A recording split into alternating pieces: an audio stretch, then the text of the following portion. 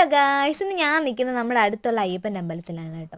ഇന്നിവിടെ പേട്ടതുള്ളൽ മഹോത്സവമാണ്. പേട്ടതുള്ളൽ എന്ന് പറയുമ്പോൾ നമ്മുടെ മനസ്സിൽ ആദ്യം വരുന്നത് എരുമേലി പേട്ടതുള്ളലായിരിക്കും. അതെ, അതുപോലെ തന്നെ നമ്മുടെ പത്തനംതിട്ട ജില്ലയിലും പൂതങ്കര ശ്രീധർമ്മ ശാസ്താ ക്ഷേത്രത്തിലും അതേ പഴക്കമേറിയ തന്നെ, അത് കാലപ്പഴക്കമേറിയ പേട്ടതുള്ളൽ മഹോത്സവമാണ് നടക്കുന്നത് കേട്ടോ.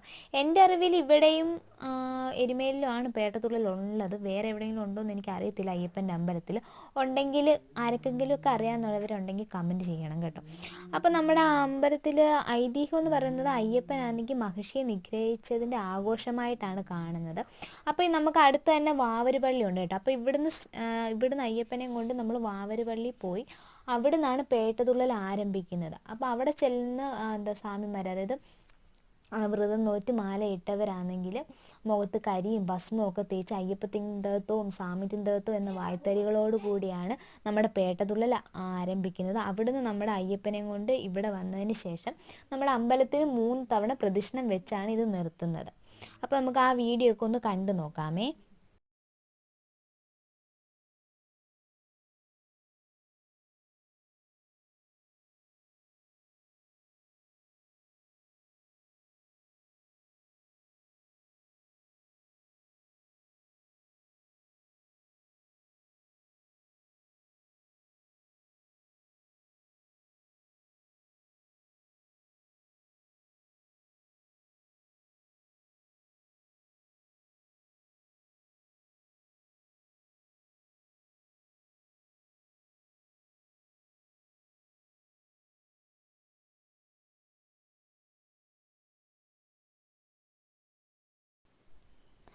ഈ കാണുന്നതെന്ന് വെച്ചാൽ നമ്മൾ ഭഗവാനെ ശാന്തനാക്കി നമ്മൾ അകത്തോട്ട് കയറ്റി, അതായത് ക്ഷേത്രത്തിനുള്ളിൽ ഭഗവാനെ കൊണ്ട് വെക്കുവാണ് കേട്ടോ.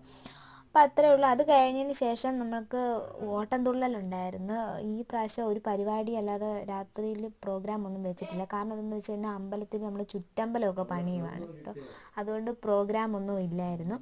അപ്പോൾ അതിൻ്റെ ഓട്ടംതുള്ളൽ മാത്രമേ ഉള്ളായിരുന്നു ഈ പ്രാവശ്യം. അതുപോലെ തന്നെ കാണാൻ പറ്റത്തില്ല, ഭയങ്കര ആൾക്കാരായിരുന്നു. അതിൻ്റെ ഇടയ്ക്ക് ഞാൻ ജസ്റ്റ് ഒന്ന് എടുത്തതേ ഉള്ളൂ. ഇത് പിന്നെ കമ്മലും മാലയും അവിടെയൊക്കെ പോയപ്പോൾ ഇങ്ങനെ കാണുമ്പോൾ നമ്മളിങ്ങനെ നോക്കിക്കൊണ്ട് നിൽക്കുമല്ലോ. പിന്നെ 2 കമ്മലൊക്കെ വാങ്ങിച്ചു ഞങ്ങൾ കേട്ടോ.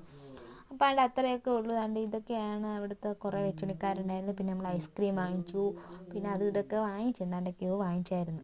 അപ്പോൾ നമ്മുടെ ഈ പേട്ട എന്ന് പറയുന്നത് ജനുവരിയിൽ ആദ്യത്തെ ശനിയായിട്ട്, അതായത് ധനു 3-ാം ശനിയും ജനുവരിയിൽ ആദ്യത്തെ ശനിയാഴ്ചയാണ് നമ്മുടെ ഈ പൂതങ്കരയിൽ പേട്ടതുള്ളലുള്ളത്. അപ്പോൾ ഞാൻ പറഞ്ഞതിൽ എന്തെങ്കിലുമൊക്കെ തെറ്റെങ്കിലും ഉണ്ടെങ്കിൽ, എനിക്കറിയാവുന്ന കാര്യങ്ങളാണ് ഞാൻ പറഞ്ഞത്. ഇതിന് ശരിയോ തെറ്റെങ്കിലും ഉണ്ടെങ്കിൽ അറിയാവുന്നവർ കമൻറ്റ് ചെയ്യണം കേട്ടോ. അപ്പോൾ അത്രയേ ഉള്ളൂ. ഈ വർഷത്തെ നമ്മുടെ പേട്ട കഴിഞ്ഞു. ബായ്.